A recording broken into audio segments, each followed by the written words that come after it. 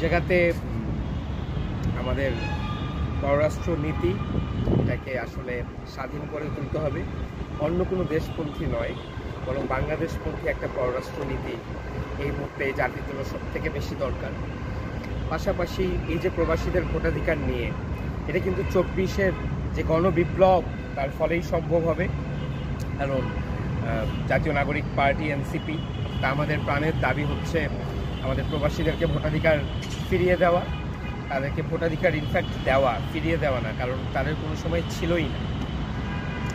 আর প্রবাসীরা যে রেমিটেন্স যোদ্ধা হিসেবে দেশ গঠনে, দেশের উন্নয়নে ভূমিকা রাখেন, এবং 24-এর জুলাই মাসে তারা কিন্তু রেমিটেন্স শাটডাউন করে হাসিনার সেই আমলে প্রায় অর্থনীতিকে একটা পঙ্গুত্ব বরণ করতে এবং ভঙ্গুর দশায় নিয়ে যেতে অত্যন্ত গুরুত্বপূর্ণ ভূমিকা রাখেন।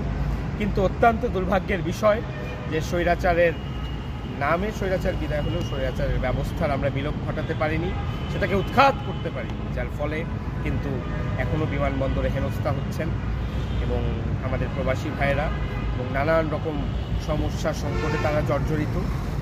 আমরা যদি ইনশাল্লাহ দায়িত্ব পাই, তবে আমরা এই সমস্ত বিষয়ে গুরুত্ব দিয়ে দেখব, বিবেচনা করব এবং যুগোপযোগী এবং প্র্যাকটিক্যাল, যেটা অত্যন্ত বাস্তবায়নযোগ্য এবং বাস্তব সম্পন্ন হবে, সেরকম পদক্ষেপ গ্রহণ করব।